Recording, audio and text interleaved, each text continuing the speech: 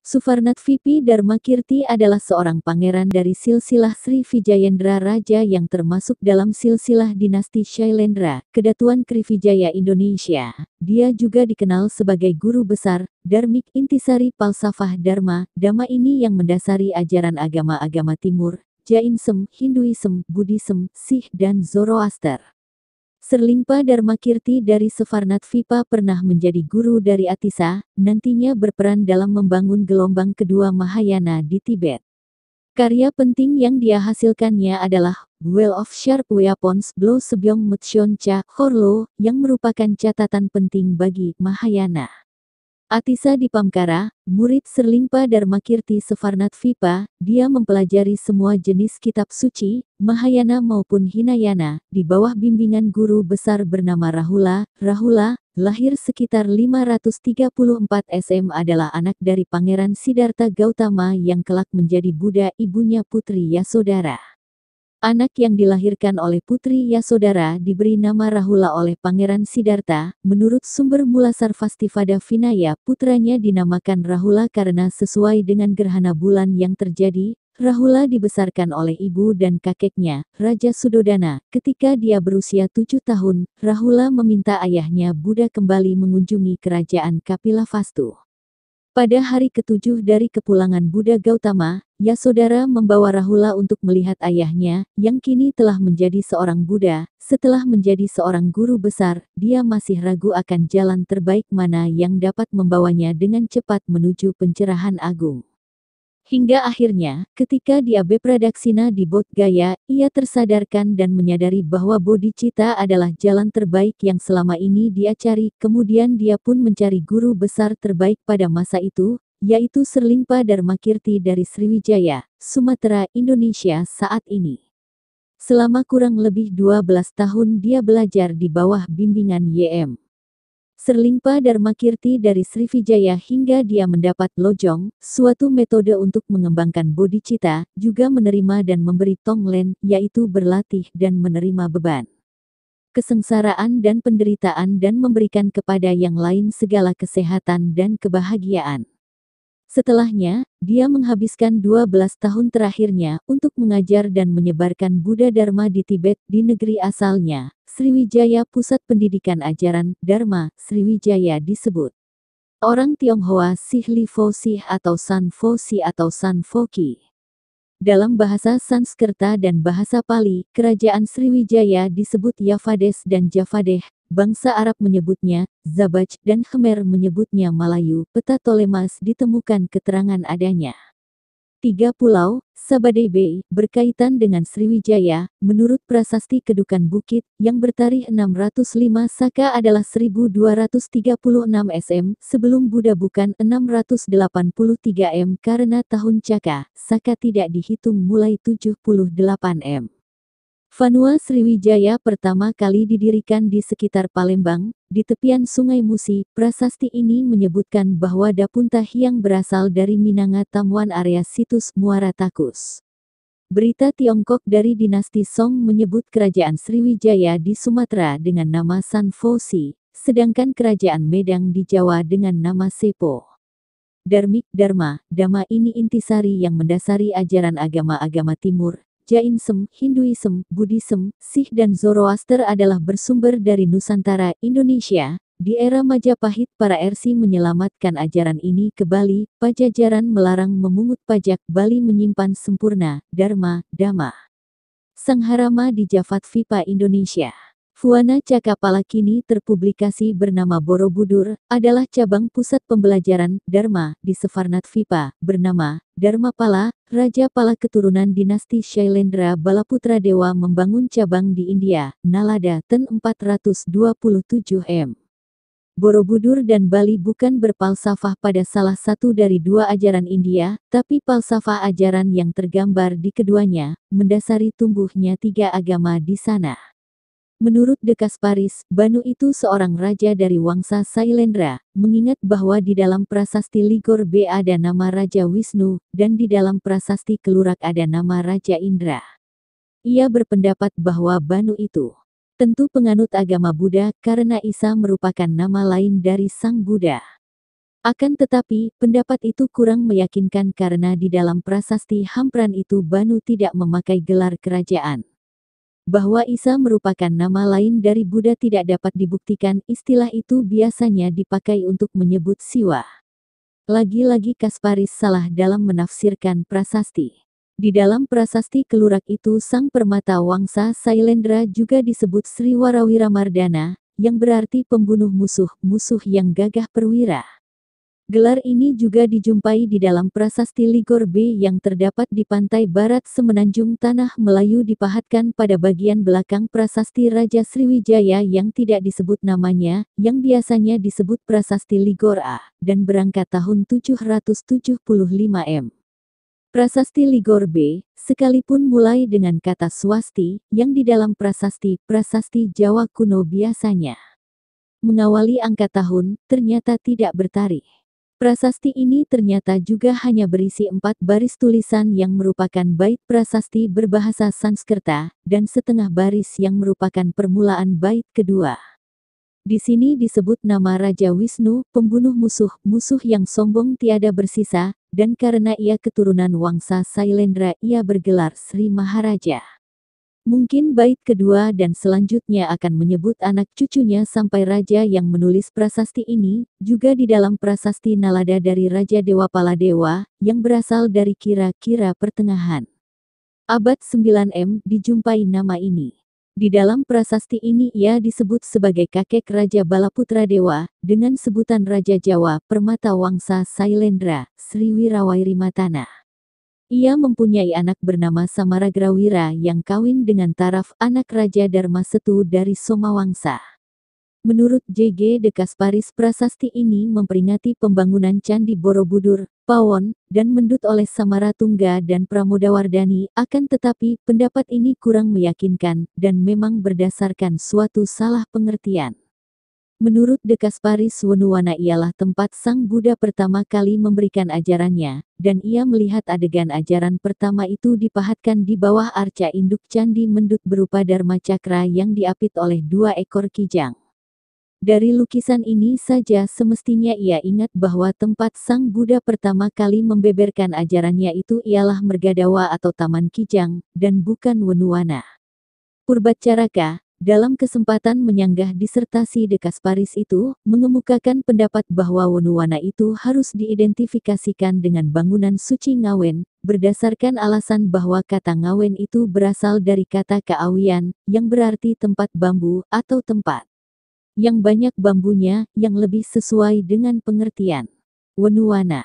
Akan tetapi, kalau prasasti Kayumwungan itu dibaca dengan seksama, Srimat Wenuwana itu harus dicari di daerah Parakan, Temanggung juga karena di situ dikatakan bahwa bangunan itu dibangun di desa ini, Iha Grame. Prasasti Gondosuli yang berbahasa Melayu kuno. Prasasti ini ditulis di atas batu alam yang besar, terdapat di desa Gondosuli, di dekat sisa bangunan beragama Siwa. Sayang sekali tidak ada angka tahunnya. Di dalam prasasti itu disebut dengan istilah Sang Hyang Haji di sebelah utara prasada yang bernama Sang Hyang Wintang. Memang sekitar 2 km dari desa Gondosuli itu ada sisa bangunan lagi dari batu yang berlandaskan agama Siwa. Pentahbisan bangunan suci itu dipimpin oleh seorang stapaka yang putus dalam ilmunya, bernama Dangkarayan Siwarjita. Untuk bangunan itu disediakan pula tanah simanya, yaitu di Tanah Bunga, di Pragaluh, di Pamandian, di Tiru Ayun, di Wunut, di Pawijahan, di Kayu Aram Mandir, di Wangun Waharu, di Mundu, di Kakalian, dan di Tarukan, seluruhnya memerlukan benih sebanyak 41 latir. Yang menarik perhatian di sini adalah bahwa prasasti ini mulai dengan menyebut ibu dari Rakrayan Partapan dan istrinya, saudara-saudaranya, dan yang teramat menarik adalah nama paman Dangkaratan Partapan, yaitu Wisnurata. Mungkinkah Wisnu ini sama dengan Wisnu dalam prasasti Ligor B, Permata Wangsa Sailendra yang juga disebut pembunuh musuh yang sombong tiada bersisa alias Rakai Panangkaran? Kalau tambahan rata ditafsirkan sebagai kata Sanskerta, mungkin sekali ia kependekan dari kata Uparata yang dapat berarti telah meninggal. Dengan perkataan lain, pada waktu Rakai Patapan Pupalar mengeluarkan prasasti Gondosuli itu pamannya, Wisnu atau Rakai Panangkaran, dalam hal ini mungkin ibunya adalah adik Rakai Panangkaran, yang masih setia kepada agama Siwa. Jadi, ia saudara sepupu Samaratungga. Ada lagi seorang Rakai Patapan dengan nama Pumanuku, yaitu di dalam prasasti Munduan dan di dalam prasasti Tulang Air. Di dalam prasasti Munduan itu Rakai Patapan Pumanuku membatasi tanah-tanah di Munduan dan Haji Huma untuk dianugerahkan kepada hambanya yang bernama Sang Patoran, dengan diberi kewajiban untuk menggembalakan kambing bernama Sang Matmak. Ia lalu membuat perumahan di tempat ketinggian di tanah-tanah tersebut. Oleh karena itu, perumahan itu dinamakan Walawindu. Selanjutnya daerah itu dibebaskan dari kewajiban membayar pajak jual beli, dan semua denda atas semua pelanggaran hukum di daerah itu tidak perlu dibayarkan kepada Rakai Parapan. Ketentuan itu berlaku bagi Sang Patoran dan mereka yang tinggal di Walawindu, sebagai gembala kambing. Penetapan sima itu disaksikan oleh semua patih di wilayah Patapan, yaitu dari Kayumwungan dan Mantiasih, dan pejabat-pejabat dari Air Warungan, Petir, Pandakian, dan pejabat desa Munduan dan Haji Huma. Prasasti Tulang Air yang didapatkan kembali sebanyak 2 prasasti di atas batu yang cukup besar, berasal dari dekat Candi Perot di daerah Temanggung. Kedua batu berisi naskah yang sama, sayang sekali yang satu keadaannya cukup parah karena aus. Prasasti kedua cukup baik, hanya ada bagian yang aus di tengah bawahnya. Isinya keterangan tentang penetapan sima di desa Tulang Air oleh Rakai Patapan Pumanuku pada hari Minggu Pahing, Paring Kelantung Lai, hari bulan tanggal 15 Juni tahun 850 M. Pada waktu itu yang menjadi raja adalah Rakai Pikatan. Disusul kemudian dengan daftar para pejabat tinggi kerajaan, para pembantu mereka yang hadir pada penetapan sima, para pejabat daerah dan pejabat desa yang bertindak sebagai saksi. Struktur prasasti semacam itu dijumpai pada prasasti Wanua Tengah tahun 785 Saka yang menetapkan sima ialah Rakai Pikatan Pumanuku, sedang yang menjadi raja ialah Rakarayan Kayuwangi Pulo Kapala. Mengingat persamaan struktur itu, dan kenyataan bahwa di dalam daftar raja sama dengan Raja Mataram yang terdapat di dalam prasasti Mantiasih, Rakai Kayuwangi disebut setelah Rakai Pikatan, dan Rakai Pikatan sesudah Rakai Garung. Dekas Paris mengidentifikasikan Rakai Patapan Pupalar dengan Rakai Garung, Rakai Panunggalan dan Rakai Warak. Mengenai dua tokoh ini tidak ada sumber lain yang dapat memberi keterangan, kecuali dari prasasti Mantiasih dan Wanua Tengah III yang berangkat tahun 830 Saka. Prasasti Wanua Tengah yang juga dikeluarkan oleh Rakai Watukura Diah Balitung seperti halnya prasasti Mantiasih memuat daftar nama-nama Raja Mataram kuno. Nama raja yang disebutkan dalam kedua prasasti tidak sama. Jika dalam prasasti Mantiasih, daftar tersebut hanya menyebutkan urutan nama raja yang memerintah di Medang, Rahyang Tarumuhun Ri Medang Ripoh Pitu, dan gelar mereka saja. Dalam prasasti Wanua Tengah III selain nama mereka juga memuat kapan raja tersebut naik tahta.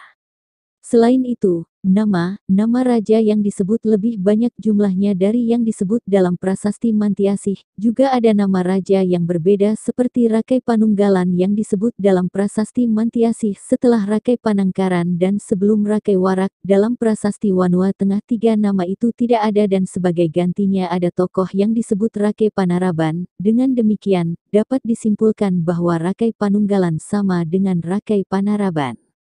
Sri Maharaja Watu Humalang dalam prasasti Mantiasih disebut sebagai Rakai Wungkal Humalang Diah Jebang dalam prasasti Wanua Tengah III.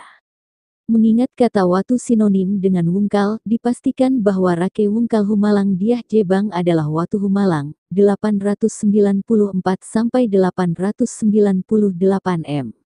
Sementara itu, Sri Maharaja Rakai Warak dalam prasasti Mantiasih, dalam prasasti Wanua Tengah III disebut Rakai Warak Diah Manara. Setelah meninggal ia dipusarakan di Kelasa, San Lumah I Kelasa.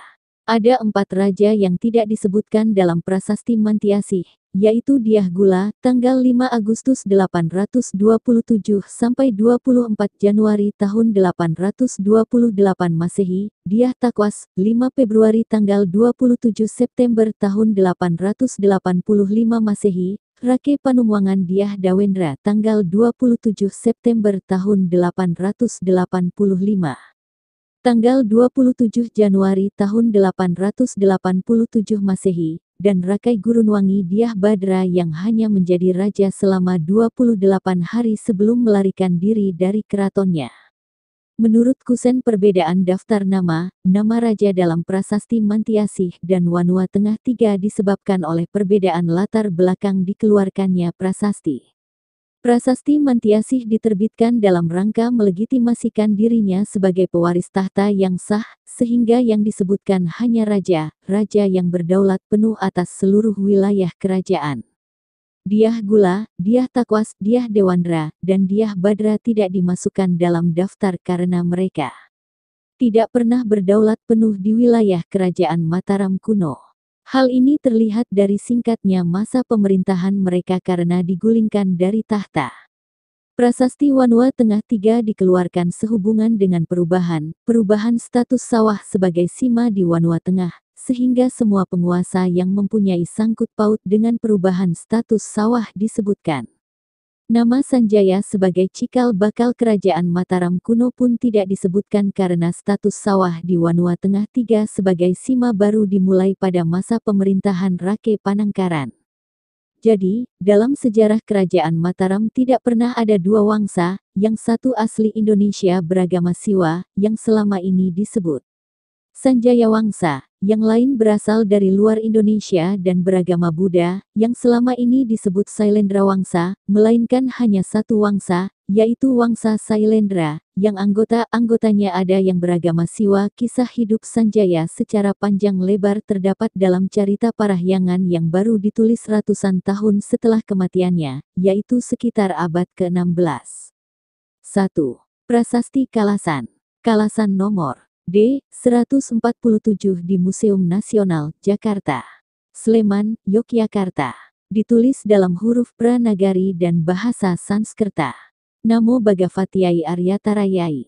1. Yatarayatya mita duha bafat bi maknam lokam filokya vidivatri vidair upayai, sa fah surendranara lokavi. Butisaram taraf disatva bimatam jaga dekatara. 2. Avarjia. B. Maharajam Dyah Pancapanam Panamkaranam Ailendra Raja Guru Bistara Bavanam Hai Karitam Srimat. 3. Gurvacnaya Kaertacnais C. Taradevi Kaertapi Tat Bavanam Vinaya Mahayana Vidam Bavanam Capyarya Biksunam. 4. Pangkurata Vanatiri Panama Bir Adesa Sastri Biracnah Tarabavanam Karitam Idam Api Capi Arya Biksunam. 5. Racye Pravardamane D. Racnah Sailendra Famsati Lakasya. Sailendra Raja Guru Bistara Bavanam Kaertam Kaertibi.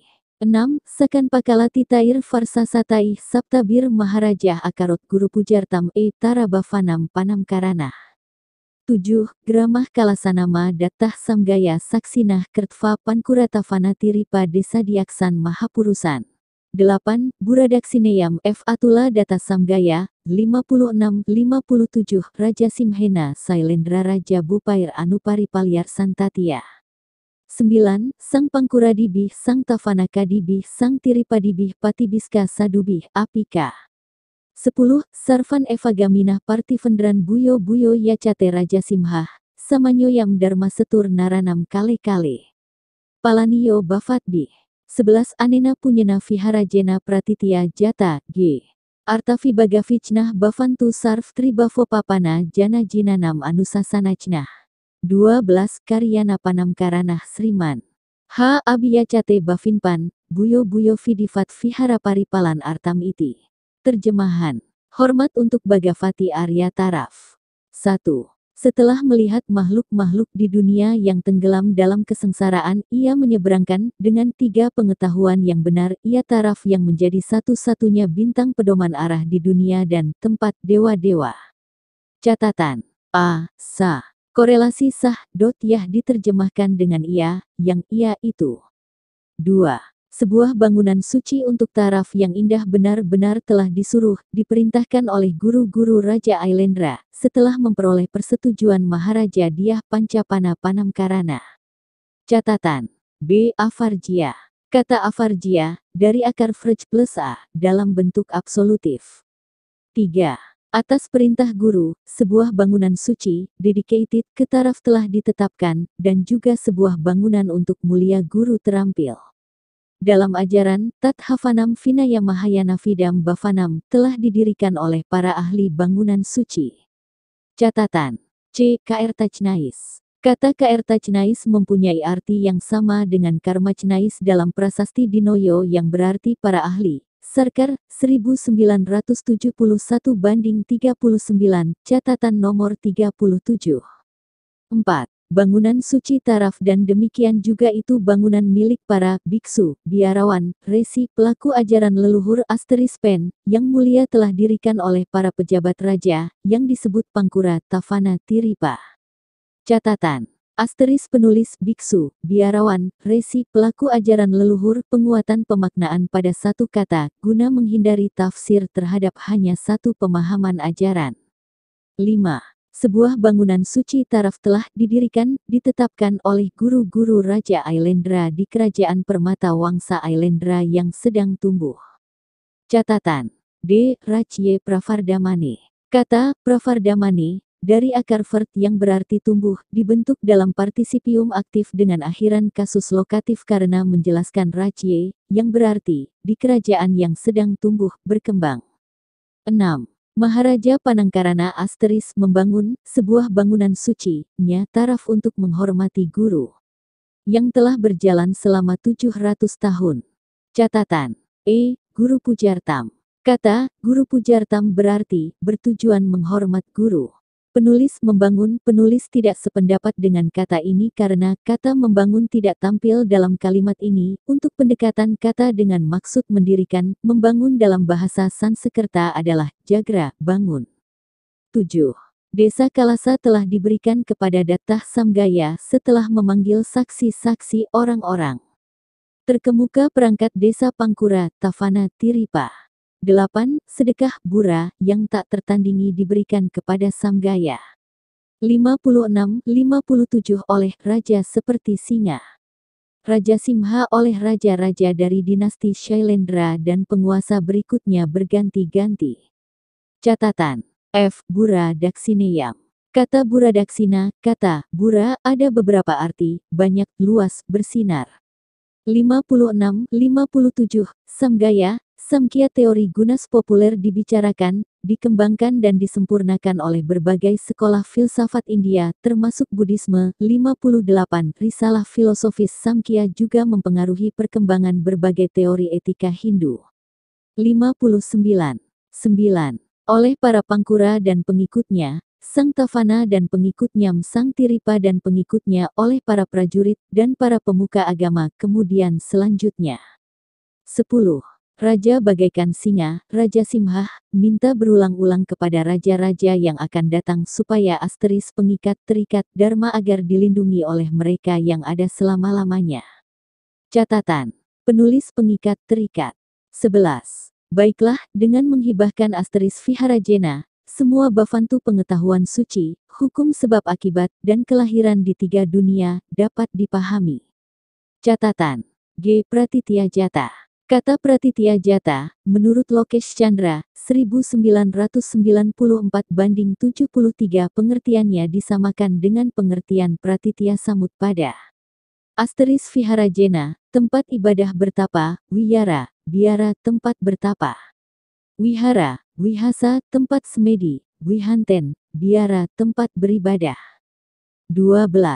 Karyana Panangkarana diminta berulang kali untuk raja-raja yang mulia yang akan datang untuk selalu melindungi Abhiya Kait. Bangunan suci, Vihara Paripalan. Penting ini sesuai dengan aturan. Artam iti. Catatan. H. Abhiya Kait. Abaya, sikap keberanian. Kait, kata, hati, perasaan. Prasasti Kalasan ditulis dalam huruf Pranagari dan bahasa Sanskerta. Mari kita ketahui tentang bahasa Sanskerta. Bahasa Sanskerta, ejaan tidak baku. Sanskerta adalah salah satu bahasa paling tua yang masih dikenal dan sejarahnya termasuk yang terpanjang. Bahasa yang bisa menandingi usia, bahasa ini dari rumpun bahasa hanya bahasa Het. Kata Sanskerta, dalam bahasa Sanskerta Samskaerta bahasa artinya adalah bahasa yang sempurna. Maksudnya, lawan dari bahasa Prakerta atau bahasa rakyat. Bahasa Sanskerta merupakan sebuah bahasa liturgis dalam agama Hindu, Buddhisme, dan Jainisme. Posisinya dalam kebudayaan Asia Selatan dan Asia Tenggara mirip dengan posisi bahasa Latin dan Yunani di Eropa. Bahasa Sanskerta berkembang menjadi banyak bahasa-bahasa modern di anak benua India. Bahasa ini muncul dalam bentuk praklasik sebagai bahasa Weda, yang terkandung dalam kitab Rigveda merupakan fase yang tertua dan paling arhais. Teks ini ditarikhkan berasal dari kurang lebih 1700 SM dan bahasa Sanskerta Weda adalah bahasa Indo-Arya yang paling tua ditemui dan salah satu anggota rumpun bahasa Indo-Eropa yang tertua. Bahasa Sanskerta yang akan dibicarakan di bahasan ini adalah bahasa Sanskerta klasik seperti diulas pada tata bahasa Sanskerta karangan Panini, pada sekitar tahun 500 SM, naskah Devi Mahatmya dari Bihar atau Nepal abad ke-11. Nama Sanskerta, Sanskaertam, dengan aksara Devanagari, Jawa, dan balik kata sifat Samskaerta berarti berbudaya. Bahasa yang dirujuk sebagai Samskaerta Fak bahasa yang berbudaya, secara definisi sudah selalu merupakan bahasa yang tinggi, dipakai untuk keperluan agama dan keperluan ilmiah serta bertentangan dengan bahasa yang dipakai oleh rakyat jelata. Bahasa ini juga disebut Deva Bhasa yang artinya adalah bahasa dewata. Tata bahasa Sanskerta tertua yang masih lestari ialah karangan Panini dan berjudulkan Astatyayi, 8 bab tata bahasa, yang kurang lebih ditarikh berasal dari abad ke-5 SM. Tata bahasa ini terutama merupakan tata bahasa normatif atau preskriptif yang terutama mengatur cara pemakaian yang baku dan bukan deskriptif, meski tata bahasa ini juga memuat bagian-bagian deskriptif terutama mengenai bentuk-bentuk Weda yang sudah tidak dipakai lagi pada zaman Panini. Kebanyakan bahasa Dravida dari India, meski merupakan bagian rumpun bahasa yang berbeda, mereka sangat dipengaruhi bahasa Sanskerta, terutama dalam bentuk kata-kata pinjaman. Bahasa Kannada, Telugu dan Malayalam memiliki jumlah kata serapan yang terbesar sementara bahasa Tamil memiliki yang terendah. Pengaruh bahasa Sanskerta pada bahasa-bahasa ini dikenali dengan wacana tat sama, dan tat bhava, berakar. Sementara itu bahasa Sanskerta sendiri juga mendapatkan pengaruh substratum bahasa Dravida sejak masa sangat awal. Bahasa Sanskerta Weda atau disingkat sebagai bahasa Weda adalah bahasa yang dipergunakan di dalam kitab suci Weda, teks-teks suci awal dari India. Teks Weda yang paling awal yaitu Gweda, diperkirakan ditulis pada milenium kedua SM, dan penggunaan bahasa Weda dilaksanakan sampai kurang lebih tahun 500 SM ketika bahasa Sanskerta klasik yang dikodifikasikan Panini mulai muncul. Bentuk Weda dari bahasa Sanskerta adalah sebuah turunan dekat bahasa Proto-Indo-Iran. Analisa tulisan yang tertera pada prasasti Kalasan terhadap Wangsa Sailendra. 1. Pemakaian bahasa Varanagari, Sanskerta pada prasasti Kalasan. Teks ini ditarikhkan berasal dari kurang lebih 1700 SM. Penggunaan bahasa Weda dilaksanakan sampai kurang lebih tahun 500 SM ketika bahasa Sanskerta klasik yang dikodifikasikan Panini mulai muncul. Bentuk Weda dari bahasa Sanskerta. Pada penulisan kitab Tipitaka tercatat pada abad pertama sesudah Masehi, Raja Kaniska dari Afghanistan mengadakan pesamuan agung yang tidak dihadiri oleh kelompok Theravada. Bertitik tolak pada pesamuan ini, agama Buddha Mazhab Mahayana berkembang di India dan kemudian menyebar ke negeri Tibet dan Tiongkok. Pada pesamuan ini disepakati adanya kitab-kitab suci Buddhis dalam bahasa Sanskerta dengan banyak tambahan sutra-sutra baru yang tidak terdapat dalam kitab suci Tipitaka Pali. Penulisan bahasa Sanskerta, Sanskaertam, dengan aksara Devanagari, banyak dipakai pada penulisan prasasti dan kitab-kitab terdahulu di Jawa dan Bali. Jika kita bandingkan penggunaan bahasa Sanskerta dalam penulisan Weda ajaran Hindu dan penulisan bahasa Sanskerta pada kitab Buddha Tipitaka, maka kita akan mengetahui bahwa kitab Weda terlebih dahulu telah menggunakan bahasa Sanskerta. Hal ini membuktikan bahwa penggunaan bahasa Sanskerta pada tulisan di prasasti Kalasan besar kemungkinan mengikuti bahasa tulisan yang lebih tua, seperti yang dipakai pada kitab Weda Hindu. Dengan dasar pendahulu Sailendra telah mempunyai agama sebelumnya misionaris datang ke Nusantara. Dalam analisa pemakaian bahasa pada penulisan di prasasti Kalasan, penulis berkesimpulan bahwa sang penulis prasasti tidak beragama Buddha. Dengan kata lain, nama Sailendra Vamsa pertama kali dijumpai dalam prasasti Kalasan adalah seseorang yang bukan beragama Buddha. 2.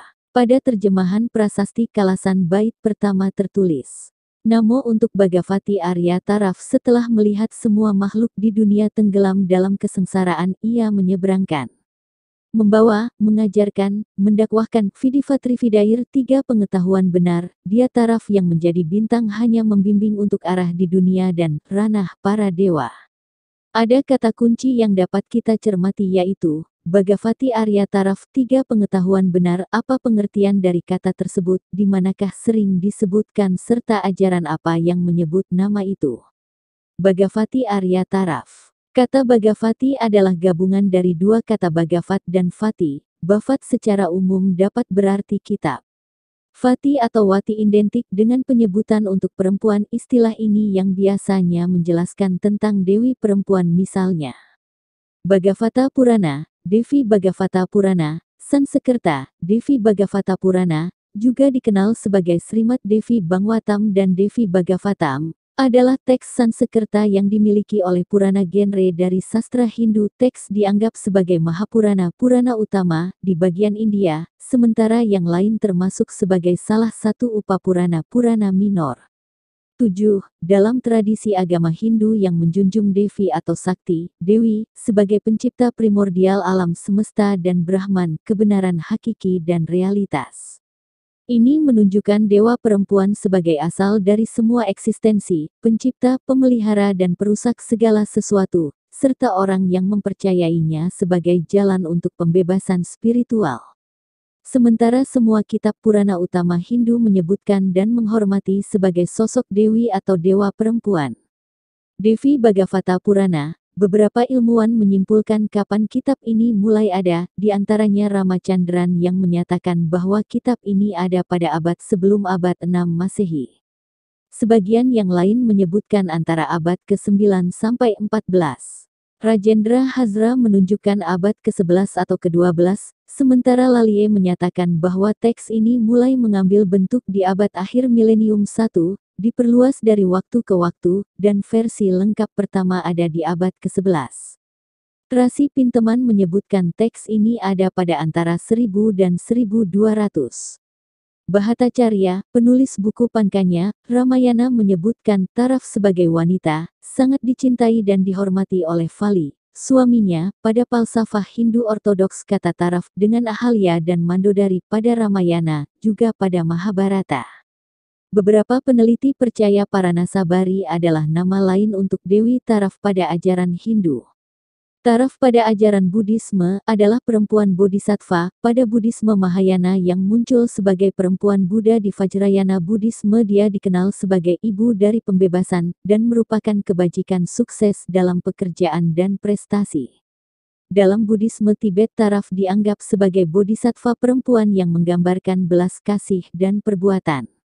Taraf adalah aspek perempuan dari Avalokitesvara dan dalam beberapa cerita, Taraf juga dikenal sebagai dewa surgawi yang mendengar teriakan makhluk mengalami penderitaan di samsara. Apakah sosok Taraf berasal sebagai Dewi Buddha atau Hindu tidak jelas dan tetap menjadi sumber penyelidikan di kalangan sarjana. Malar Ghosh percaya dia berasal sebagai bentuk Dewi Durga dalam Hindu Purana. Taraf dalam Buddhisme dan di Saktism sebagai salah satu dari 10 Mahavidyas. Mungkin benar bahwa falsafah tentang Dewi masuk dalam agama Buddha berasal dari Saktism, yaitu penyembahan lokal atau agama rakyat. Kata Dewi sebelumnya lebih dilembagakan pada ajaran Hindu yang telah dikembangkan oleh periode abad pertengahan awal, yaitu Kerajaan Tengah dari India. Mungkin teks tertua menyebutkan Dewi Taraf dalam ajaran Buddha adalah Prajnaparamita Sutra, diterjemahkan ke dalam bahasa Cina dari aslinya Sanskerta C abad kedua Masehi, sekitar waktu yang pada masa itu, Buddhisme Mahayana dominan dari pemikiran di India dan Cina. Dengan demikian akan terlihat bahwa prinsip feminin tampil pertamanya pada ajaran Buddhisme sebagai dewi yang dipersonifikasikan, tertuang dalam kitab Prajnaparamita. Taraf menjadi sangat populer dalam aliran Buddha Vajrayana. Sebagai dewa dengan ditulisnya pada Tantra di Paladan, dengan gerakan Buddhisme India ke Tibet melalui Padmasambhava, penyembahan kepada Dewi Taraf berpengaruh ke dalam Buddhisme Tibet. Dewi Taraf dianggap sebagai ibu dari semua Buddha, yang biasanya mengacu pada kebijaksanaan tercerahkan Buddha, sementara secara bersamaan bergema konsep kuno dari Dewi Ibu di India. Terlepas apakah dia diklasifikasikan sebagai dewa, Buddha, atau Bodhisattva, Taraf tetap sangat populer di Tibet dan masyarakat Tibet di pengasingan di India Utara, Mongolia, Nepal, Bhutan, dan disembah dalam mayoritas masyarakat Buddha di seluruh dunia seperti tokoh dewa perempuan dari Avalokitesvara dalam Buddhisme Cina. Filosofi pemaknaan Taraf sebagai dewa perempuan ada pada ajaran agama Hindu dan Buddha. Pada ajaran Hindu sepertinya mengarah pada Dewi Hindu tetapi belum juga dapat memastikan bahwa Bhagavati Taraf adalah dewi dalam Hindu, ditandai dengan Dewi Taraf ada pada kitab Ramayana dan Mahabharata. Kedua kitab itu adalah termasuk Rigveda, yaitu kitab yang dianggap lebih terdahulu dalam Hindu yang tercermin kuat pada ajaran Brahmanisme. Kesimpulan penulis tentang Bhagavati Taraf pada Prasasti Kalasan adalah kata Bhagavati Taraf tidak selalu identik, menandakan nama yang tertulis pada prasasti beragama Hindu, Buddha atau Brahmanisme. Kata Vidivatrividair mempunyai kata dasar Vidi, dalam penyebutan lokal Nusantara biasa disebut dengan Widi. Kata yang biasa bersanding dengan Widi dalam tradisi asli Nusantara adalah Hyang. Kata Hyang adalah kata yang tidak berasal dari budaya lain di luar Nusantara Indonesia. Sering terucap pada penyebutan kesatuan kata yaitu Hyang Widi. Pada ajaran asli Nusantara dapat berarti Tuhan, Hyang Kawi, Jawa, Sunda, dan Bali. Pada mitologi Indonesia adalah istilah penyebutan pada kekuatan tak terlihat atau entitas spiritual yang memiliki supernatural kekuasaan tertinggi. Kata ini dapat diartikan Tuhan atau yang disucikan. Pada entitas spiritual ini dapat ditemukan di filosofi ajaran asli Nusantara. Tidak dan bukan istilah dari luar, diantaranya Sunda Wiwitan, Kejawen, dan Hindu Bali. Dalam Indonesia modern istilah ini cenderung dikaitkan dengan dewa, dewata, atau Tuhan. Ranah di mana Hyang tinggal disebut kahyangan, sinonim kata untuk sevarga atau surga, terutama di Pulau Bali. Dia setara dengan konsep Brahman dalam filosofi Hindu India. Ia juga dikenal juga sebagai Sang Hyang Widiwasa atau Sang Hyang Widiwasa. 26-28. Kita kembali pada kalimat Vidivatrividair 3 pengetahuan benar. Dia Taraf yang menjadi bintang hanya membimbing untuk arah di dunia dan ranah para dewa. Penjelasan singkat di atas menerangkan bahwa kalimat pertama tentang Taraf dan Vidi adalah penjelaskan tentang kata yang menegaskan ajaran yang dianut Sailendra bukan Buddha dan bukan juga Hindu. Saka. Saka adalah peradaban maju terdahulu berpusat di Nusantara, pengaruhnya hampir 3/4 bumi sampai ke Armenia. Simak ini. Peradaban Saka terbagi 4 masa waktunya antara lain, 1. Peradaban awal Saka. 2. Peradaban Saka surut. 3. Peradaban Saka dibangun kembali. 4. Peradaban Saka mendunia. Peradaban awal Saka di sekitar Muara Takus disebut dengan Indodunia, Talagopugo, Talangkapuri, Kota Mahligai. Di sini terdapat Universitas Dharmapala karena bencana alam area ini pernah tenggelam. Peradaban Saka mendunia tahun 458 Saka. Muara Takus adalah saksi sejarah disebut dengan kota suci, boga versi ising di lokasi tanpa bayang equinox Sefarnat Vipa. Penerus peradaban Saka pada masa ini adalah para leluhur Dapunta Hyang, yaitu 10 beradik, 7 laki-laki plus 3 perempuan, 4 ibu, matrilineal. 3 perempuan. 1. Sang Hyang Dewi Putri Tuo. 2. Sang Hyang Dewi Putri Tongah. 3. Sang Hyang Putri Bungsu putranya. 1. Sang Hyang Ratu Maharaja Tuo. 2. Sang Hyang Maharaja Tunga. 3. Sang Hyang Datu Pamuncak. 7 laki-laki adalah Batara Guru Tua, Batara Guru Gunung Alasya, Aceh, Batara Guru Barapi, Batara Guru Gunung Padang, istrinya Sang Hyang Dewi Putri Sundari, Devi Partapa Awan Putih, Batara Guru Baginda Raja Alam Kurinci, Batara Guru Vaseva, Gunung Dempo. 9 Dharma Raja yang menurunkan 9 cabang suku sampai ke tokoh Apunta Hyam Rijayanasa, Dapunta Hyang, keturunan generasi saat ini hingga ke sosok bernama Ramli Ninyok Datuok Gajo Duo Balai. Semua itu berada di dataran tertinggi Pulau Varka, Sefarnatvipa, kemudian disebut dengan Katangka, bahasa terdahulunya Vinawakatanka, kini hanya tersisa bukitnya di Danau Plta. Minanga Kampuo, Minang Kampuo, Minanga Kamfua Kamfuo, Minanga Tamuan adalah Minanga Kampuo Nantigo, bahasa Indonesianya Minanga bahagian yang 3, hulu, hilir dan tengah. Setelah Islam gelar pucuk pimpinan Minanga Katangka Winawa yang memakai kata angko, gelar beliau, Ninik Datu Rajo Du Balai. Di hulu dan tengah, menyebut Datuok, di hilir menyebut Datuk, semasa Belanda yang di hulu di Minangkabaukan, tepatnya di Sumbar saat ini yang di hilir Datuk di Melayukan saat ini Provinsi Kepulauan Riau. Kemudian Kampar dilabelkan, kan menjadi Minangka Abau, Siak dilabelkan menjadi Melayu, Dapunta Hyang yang membawa Darmik keluarkan Fa dibantu para RC yang belajar di Kota Suci, ini area kedatuan. Fungsi situs Muara Takus di area Kota Suci terdahulu adalah sebagai tempat pendidikan ilmu pengetahuan, tempat wisuda para sarjana yang selesai mempelajari Dharma, tempat penobatan para raja, tempat penobatan para andiko. Di dalam Kota Suci ada beberapa komplek. 1. Pusat puja. 2. Tempat puja, puluhan tempat puja. 3. Pusat pelataran 50 kali 100 depa. 4. Komplek kehakiman. 5. Komplek penghukuman. 6. Komplek kremasi. 7. Komplek air suci, beberapa titik. 8. Komplek pemandian ibu-ibu dan anak. 9. Komplek pemandian laki-laki. 10. Komplek jual beli pasar. 11. Tempat tetua mengontrol Kota Suci. 12. Tempat perumahan para guru RC. 13. Tempat perumahan para petinggi. Hal lainnya. Prasasti Kota Kapur menyebutkan, Manraksayan Kadatuan Srivijaya ini bukan bahasa Armenia, tapi aksara Paku yang di sana berasal dari sini. Terbukti ditemukannya aksara Paku di Kampar dan arti kata di atas adalah melindungi Kadatuan Sriwijaya. Dengan demikian Sriwijaya digambarkan sebagai Kadatuan. Dalam perspektif Srivijayan, ranah Kadatuan Sriwijaya digambarkan terdiri dari beberapa wanua yang masing-masing dipimpin oleh seorang datu.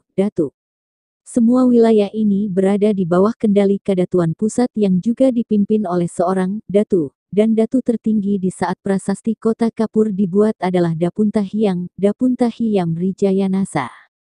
Di masa ini Dapunta Hyang keluar, melakukan sidayatra, perjalanan suci membawa Dharma, berangkat dari pusat pengajaran, Dharmapala, Minanga Tamuan, Kampar, pertemuan dua muara sungai besar dengan kapal Pancalang, membawa armada tentara juga RC, melewati Palembang, menuju Fuana Sakapala, Borobudur. Berlanjut ke bagian 5, Bai Santosaba.